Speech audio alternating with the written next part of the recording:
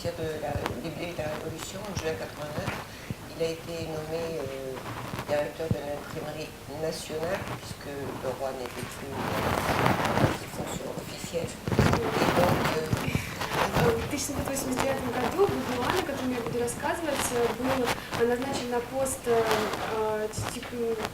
печатника национальной типографии. Национальной, так как короля уже не существовало, и раньше она называлась королевской, теперь национальной. Alors Baudouin est donc devenu l'imprimeur des différentes assemblées révolutionnaires. Он стал печатником революционных ассамблей. Et il était très très surveillé. Il était obligé de rendre des débats, mais de façon stricte. За ним был большой контроль, его очень сильно контролировали и очень строго. Au départ, il avait été député suppléant du tiers-État à Paris. Изначально он был депутатом в Париже. Donc il n'a pas siégé à l'Assemblée puisqu'il était suppléant. Et il a ensuite eu des prises de politique sous la terreur un peu difficiles. Il a été emprisonné après la terreur. Et puis après, il s'est tenu très en retraite. Он не заседал, но при этом во время террора он был помещен в тюрьму и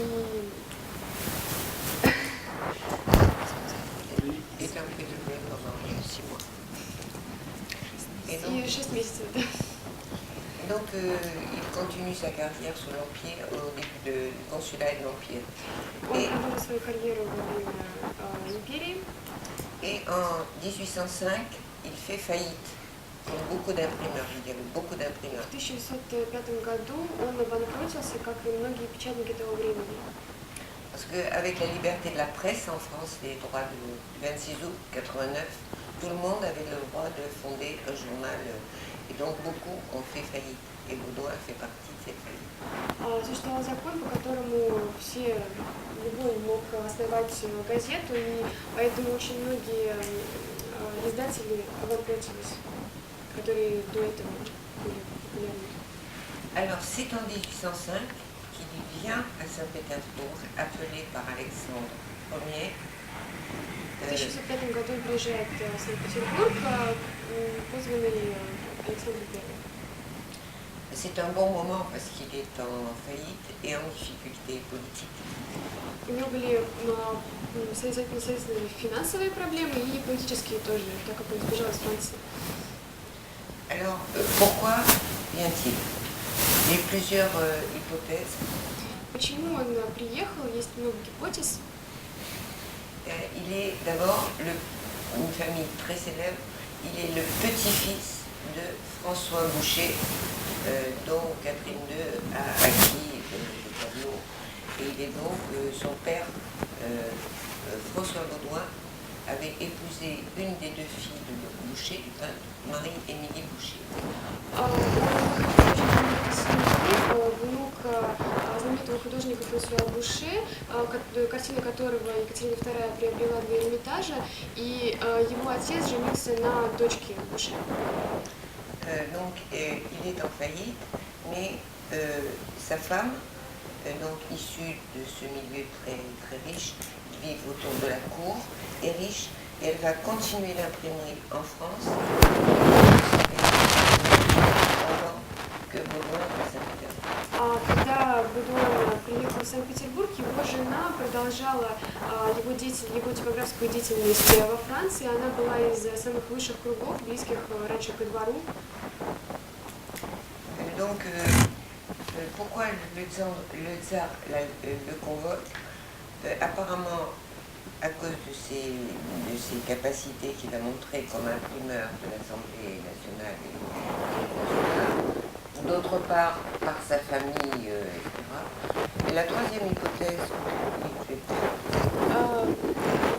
почему царь приглашает именно его? В первую очередь, это из-за того, что Александру Первому были известны его достижения в типографской деятельности, и, во-вторых, из-за того, что, безусловно, Александр знал о его происхождении, о его высоком происхождении. J'ai une troisième hypothèse qui peut peut-être expliquer aussi, c'est, elle est à vérifier, c'est l'appartenance probable maçonnique de Baudouin. Alexandre Ier était lui-même maçon, ça j'ai vraiment des preuves de tout ça. Speranski, à peu près tout l'entourage. Gilbert Rome avait eu, avait été le maçon en France, avait été le précepteur du fils de Stroganov. Il y a tout un réseau maçonnique qui m'a semblé important. Je suis incapable de dire exactement les raisons, mais je pense que ça a pu favoriser. Boucher était maçon. J'ai trouvé le document maçonnique où le peintre Boucher était maçon. Donc ça fait quand même. Et j'ai participé au dictionnaire de la maçonnerie des Lumières, c'est pour ça que je me suis intéressée à ça, qui va paraître bientôt, France, Russie, États-Unis et Corée.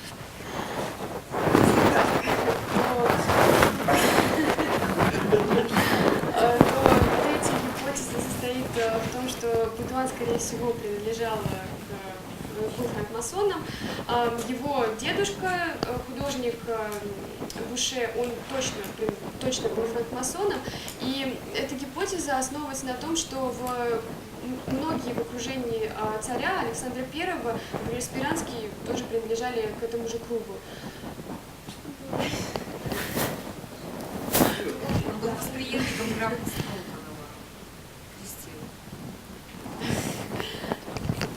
Ensuite, donc, en 1809, au bout de... Ah oui, alors j'ai trouvé le document, ça c'est important, parce que Napoléon lui demande de réformer l'imprimerie qui existe déjà en France impériale, et Madame Baudouin publie ce règlement qui parvient à Alexandre Ier.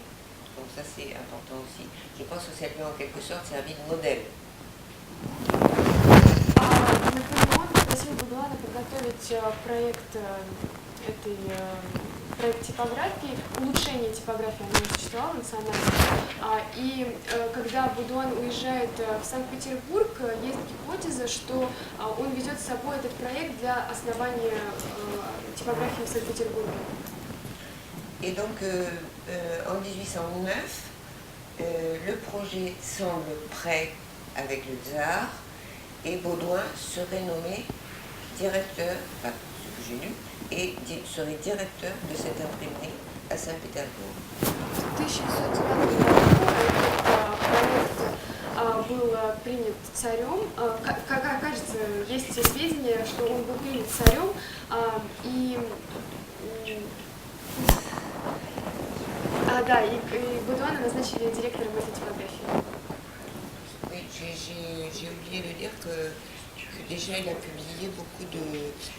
J'ai oublié de dire qu'il était aussi imprimeur de l'Institut et qu'il a publié des découvertes de l'Académie des sciences de Saint-Pétersbourg. Donc il était en rapport avec l'Institut, l'Académie des sciences et des lettres de Saint-Pétersbourg. Также я забыла упомянуть о том, что в Париже он был издателем Института искусства и наук, и, будучи директором этой типографии, он опубликовал несколько работ ученых Санкт-Петербургской академии наук. Таким образом, мы видим связь между Будуаном и Петербургской академией наук. Et donc en 1809, le projet échoue.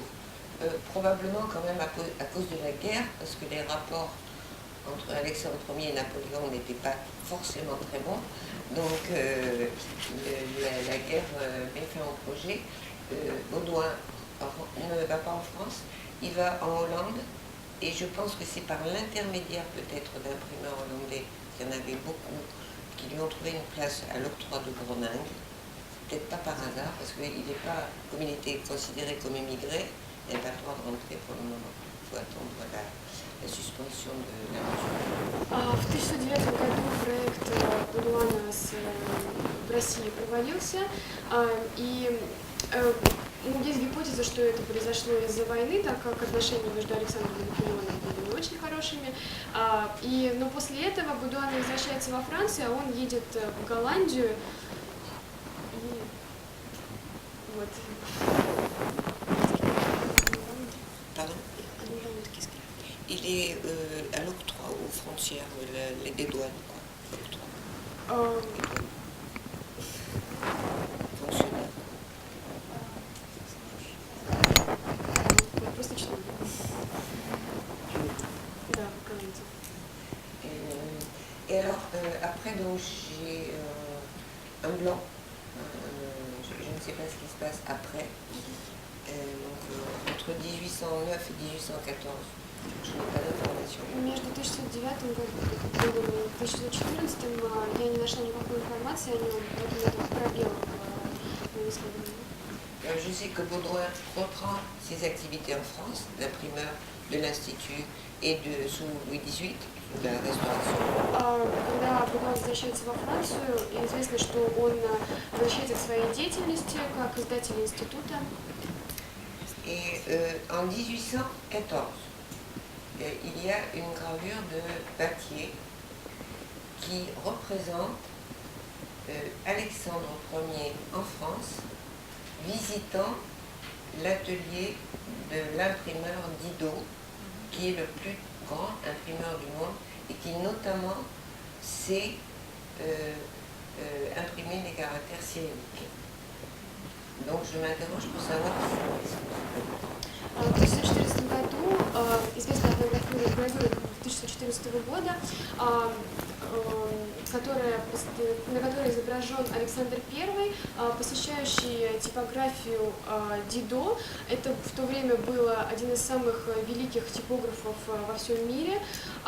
И также еще это важно из-за того, что после этого Дидо становится преемником Будуана и приезжает в Петербург, чтобы продолжить основание типографии. Et Alexandre II laisse 2 typographes à Paris, chez Didot, pour apparemment s'initier à la typographie. Alors, est-ce que j'ai contacté la maison Didot à Paris, puisqu'il y a M. Jams qui s'occupe de Didot, et donc je ne sais pas si c'est lui qui finalement, ou si c'est un Russe qui a fondé cette imprimante. La difficulté étant les caractères cyrilliques.